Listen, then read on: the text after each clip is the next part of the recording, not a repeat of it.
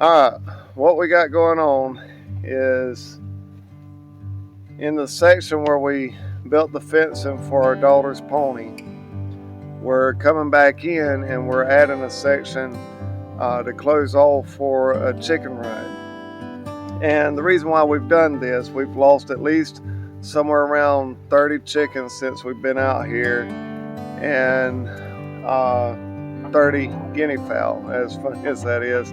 We got 32 guinea fowl last year, to tell you how quick they go, and we're down to 2 guinea fowl. So what we're doing is we're going to fence off this section and concrete it in, so that way we can give the chickens a nice area to graze and enjoy life without having to worry about the problem that they've been experiencing. And the problem that we have is not hawks or anything. We've probably had hawks pick off maybe 2 to 4 at the most in a couple of years. You can give me a chicken. This is our cutest rooster, Spaz. But anyway, so what we've had, you silly.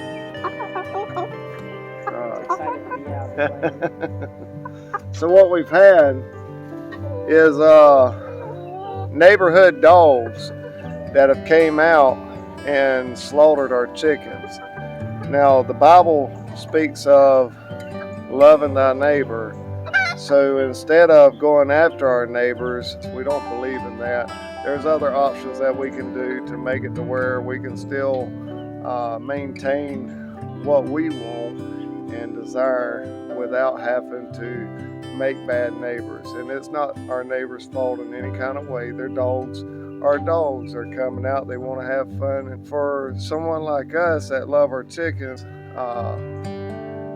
it hurts our hearts to see them laid out across the ground. And so here we are taking initiative to resolve the issue and being a good neighbor. So when it comes down to it, I hope you enjoy. Don't forget to like and subscribe.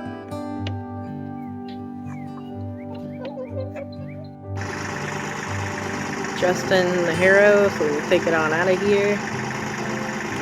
Probably gonna move this hose. Excuse me, Hunter.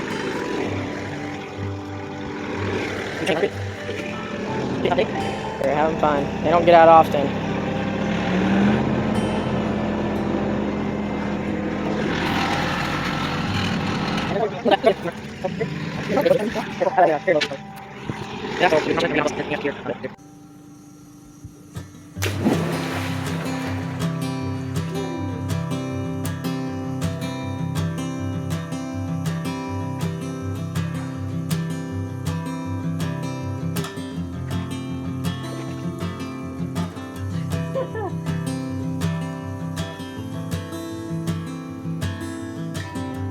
Felt good. If there was ever a tool that should have stayed in the packaging at the store it came from, this would be it. Sure, it's digging a hole now, but the number of times we've had to work on this thing and pull the cord to get it going is unreal.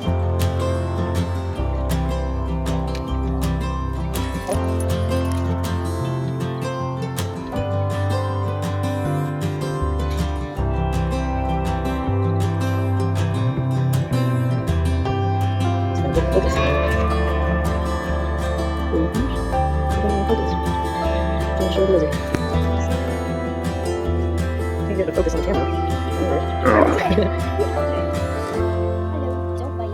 Hold it, don't let it go.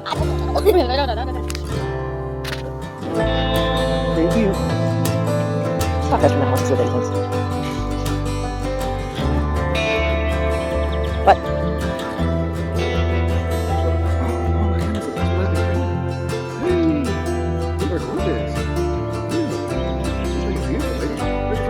That is a female, because I think the male's, if it's a fence lizard. I have to look into it, I don't know about lizards. It's beautiful. We're looking for somewhere to live. She likes that tree over there that I was getting all the thorns off. Right over here? Yeah, where we're at 5. That's where she was at. Hey, little guy. Good girl. Good girl.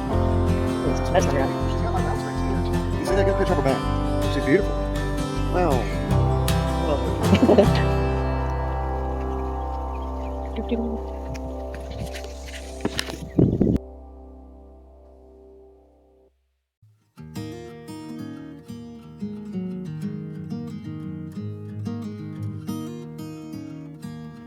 At this point, I'm sure some of you have noticed that I don't have a line ran. I could easily pull a line from the pole barn all the way over to the fence where I want this fence to be put up at, and set for a straight line to go all the way across and a guide to set each and every post on.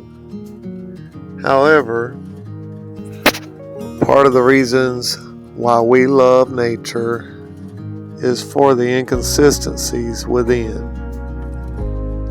Everything doesn't have to be straight and perfect and on point in order for us to love it.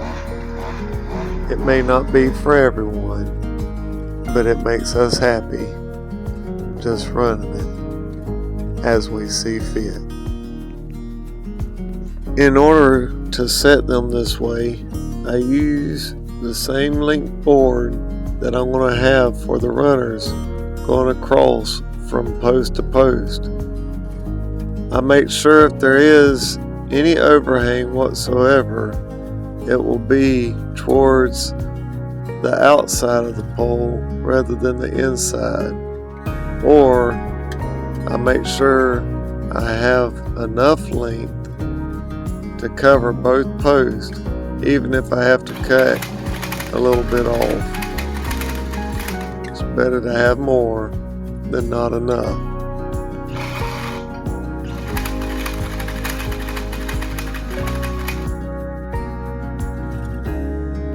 Because of this auger, I realized that we won't have enough time to get to everything we wanted to do today.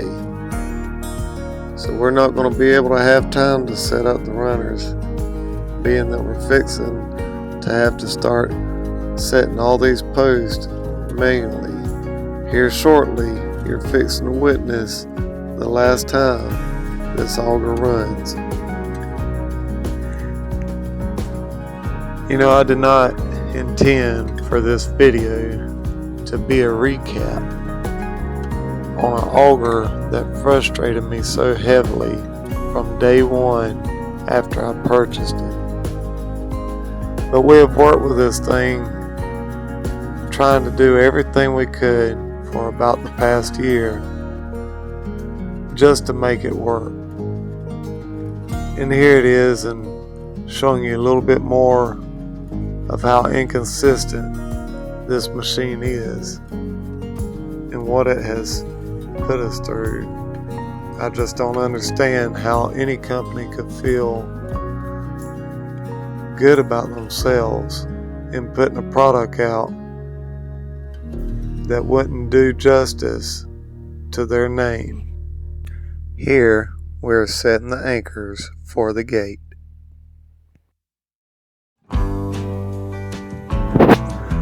To continue with our method, we need the gate to hang in order to see where the next post should land.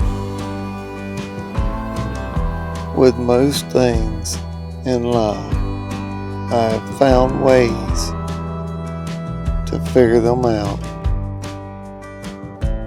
being solely on my own.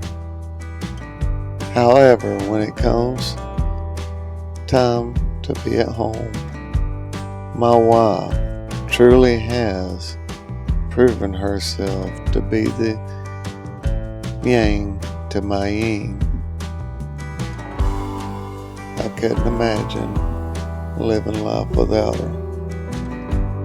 You see her here, right here beside me, while I'm struggling once again with the worst tool in history.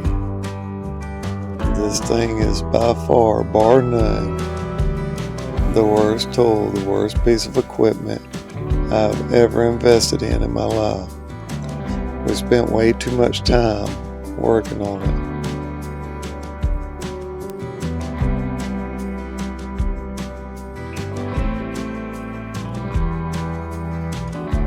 So, and that's my mom, that's my dad, and this is me.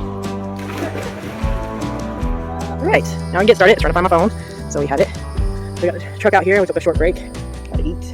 Now we got chickens under the truck. And I jumped in the pool to cool off beforehand. These guys didn't need ground ready, I guess, for me to. Hey, you're a rooster. Stop throwing hints to that. These things are a good investment. Those feeders. I can put a whole bag of chicken feed in there, and it will last. Right now, with these guys staying cooped up in there, it only lasts about, I don't know, a week and a half to 2 weeks. And then there's a water thing right there. I actually put my own cups on there, and it was really easy to do because the holes were already there.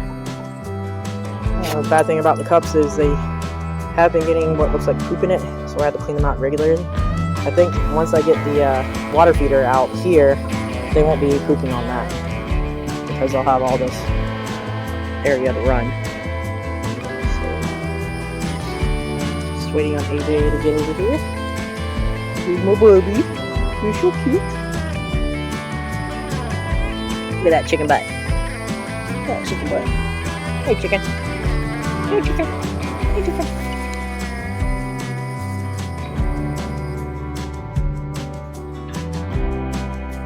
When we work 12-hour days.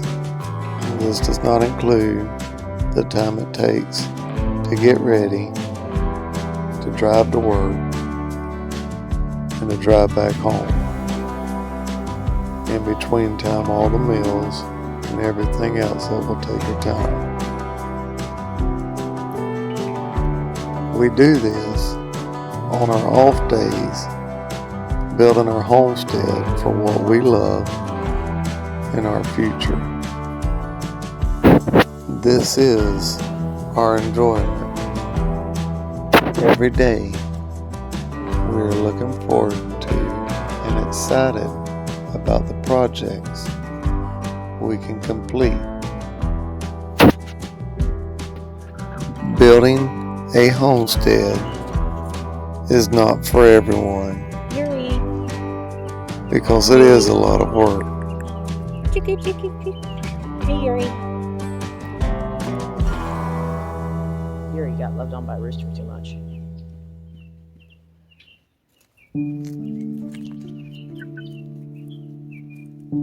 Pretty chicken. Yes, you are. If the PowerMate auger was capable of running, then we are able to set a post, me and my wife, in about 15 to 20 minutes, depending on whether we hit a root or not. I don't find that a bad time. But doing it manually is a considerable amount of time longer. Can you see me? Yeah. I want to take this moment to talk about this thing again. Give me a little break. This earth auger made by PowerMate that's sold at Home Depot. We had it taken apart. Just trying to crank it because the string broke. As you've seen earlier in this video, you've seen where we was having problems cranking it. It's been like that from day one. I think these things run a couple $100. If I were you, I wouldn't recommend this to my enemy if I had one. Don't buy this unit. I'm continuously having to tear it apart and clean it up and fix it. And even brand new out of box. Yeah, from brand new. So I'm gonna try something a little different with it this time. If I come up with a solution, I'll let y'all know. Other than that, you see we got this equipment and we're reverting back from a brand new piece of machinery that isn't even a year old and going back to post hole diggers, which is fine. I mean, we can get the job done, but when you have something that could potentially save a lot of time on the job, that's what you want to keep. So this is a frustration piece of equipment. I can't tell you enough, don't go to Home Depot and buy one of these things. You'll be just as frustrated. So one guy did comment and say he had the same problem as us. Brand new. Put an NGK spark plug in it. We're going to try that as well. I'm going to go through the carburetor, clean it up and everything, and probably put a new string on it. But before I put the string on, I'm going to make sure we can crank it with a drill. And if you've seen, you watched us trying to turn the thing over with a drill, nothing we done. It's a hit or miss. It don't matter how the thing's capable of running. Either it's going to run, and once you get it running, it will run, or it's not going to run, and there's nothing you can do to get it to run. So, anyway, that's enough of that. Philip is our daughter's horse, and I don't know if anyone can tell, but if you watch him closely, you can see his personality is a lot like yours. He mopes around, looks through the fence at different areas, and it's as if you can read his mind saying things like, "Oh joy, look over there, something else I can't do."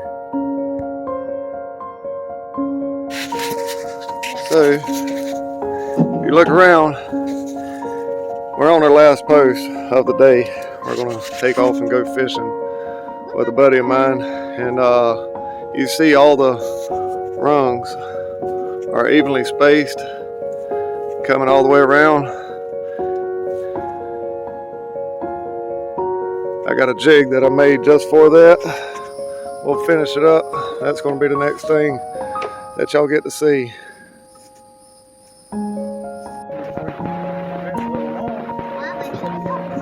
So always smile. This is your first time actually fishing.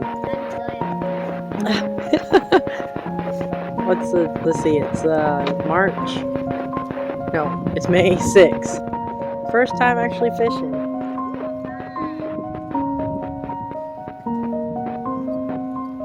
Got these cool green lights.